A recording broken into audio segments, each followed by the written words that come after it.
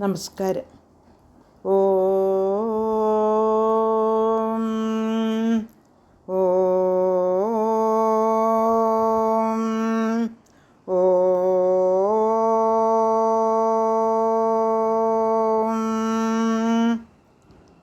കുജനം രാമരാമേതി മധുരം മധുരാക്ഷരം ആരുഹ്യ കവിതാശാഖാം വന്ദേ വാൽമീകികോകിലം.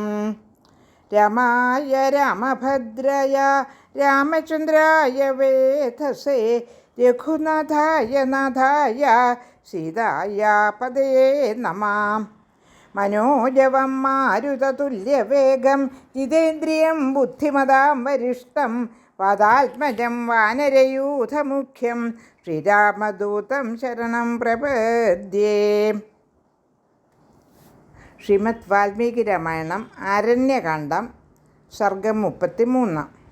ഇപ്പോൾ ശൂർപ്പണഖ രാവണനെ വല്ലാതെ കുറ്റപ്പെടുത്തുകയാണ്. ചുറ്റും നടക്കുന്നതൊന്നും രാവണൻ അറിയുന്നില്ല എന്ന് ആരോപിക്കുന്നു. രാജാക്കന്മാർ ചാരന്മാരെ നിയോഗിച്ചാണ് രാജ്യത്തിൽ നടക്കുന്ന പ്രവൃത്തികളെല്ലാം അറിയുന്നത്. അവർ കാര്യങ്ങളെല്ലാം രാജാവിനെ നല്ലതായാലും ചീത്തയായാലും ധരിപ്പിക്കും. പക്ഷേ രാവണൻ ചാരന്മാരെ ഒന്നും നിയോഗിച്ചിട്ടില്ല എന്നാണ് തോന്നുന്നത്.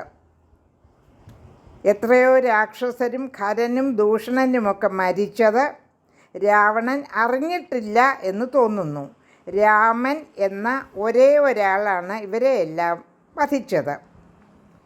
രാമൻ ചുരുക്കി പറഞ്ഞാൽ ജനസ്ഥാനത്തെ ആക്രമിച്ച് തകർത്ത് കഴിഞ്ഞു എന്നെല്ലാം കുറ്റപ്പെടുത്തുന്നു ശൂർപ്പണഖ. അടുത്ത ശ്ലോകങ്ങൾ പാരായണം ചെയ്യാം. ശ്ലോകം 14. ത്വം തു ലുബ്ധ പ്രമത്തച്ഛ പരാധീനക്ഷരാക്ഷസ വിഷയേ സ്വേ സമുത്പന്നം യത് ഭയം നാവബുദ്ധ്യസേ. രാക്ഷസ, ഭവാൻ ലുബ്ധനും പ്രമത്തനും പരാധീനനുമായി കഴിയുന്നു. സ്വന്തം രാജ്യത്ത് ഉണ്ടായിത്തീർന്ന ആപത്തിനെപ്പറ്റി അറിയുന്നതേയില്ല. ശ്ലോകം 15. തീക്ഷ്ണം അല്പപ്രദാതാരം പ്രമത്തം ഗർവിതം ഷഠം വ്യസേന സർവഭൂതാനി നാഭിധാവന്തി പാർത്ഥിവം. തീക്ഷ്ണനും അല്പം മാത്രം കൊടുക്കുന്നവനും ഗർവിഷ്ഠനും ഷഠനുമായ രാജാവിനെ ആപത്തിൽ സഹഭാവത്തോടെ തുണയ്ക്കാൻ എല്ലാവരും മടിക്കും. അതായത് ആരും ഉണ്ടാവുകയില്ല എന്നർത്ഥം. ശ്ലോകം 16. അതിമാനിനമഗ്രാഹ്യം ആത്മസംഭാവിതം നരം ക്രോധനം വ്യസനേ ഹന്തി സ്വജനോപി നരാധിപമം. ശ്ലോകം 16ൻ്റെ അർത്ഥം: സ്വയം കേമനെന്ന് നടിക്കുന്നവനും ആരെയും അടുപ്പിക്കാത്തവനും മേനിക്കാരനും ക്രോധസ്വഭാവനുമായ നരാധിപനെ സ്വജനം പോലും ആപത്തിൽ ദ്രോഹിക്കും. ശ്ലോകം 17.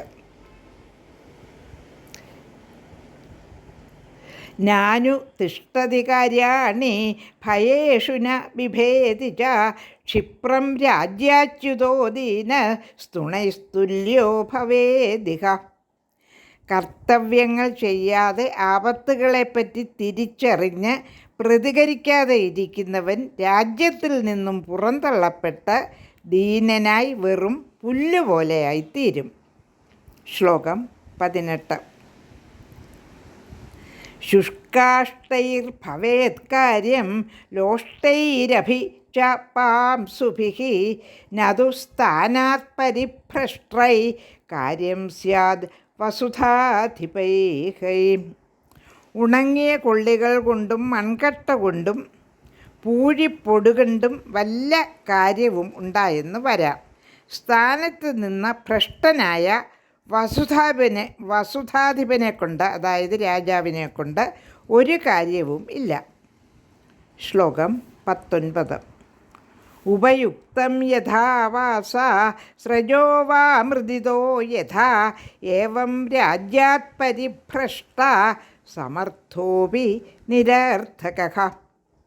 ജീർണമായി കഴിഞ്ഞ വസ്ത്രം പോലെയും വാടിക്കരിഞ്ഞ പൂമാല പോലെയും രാജ്യത്തിൽ നിന്ന് ഭ്രഷ്ടനായവൻ എത്ര സമർത്ഥനായാലും നിരർത്ഥകനായി ഒന്നിനും കൊള്ളാത്തവനായി ഭവിക്കുന്നു. 19 ശ്ലോകങ്ങളാണ് പാരായണം ചെയ്തത്. ലോകാ സമസ്ത സുഖിനോ ഭവ.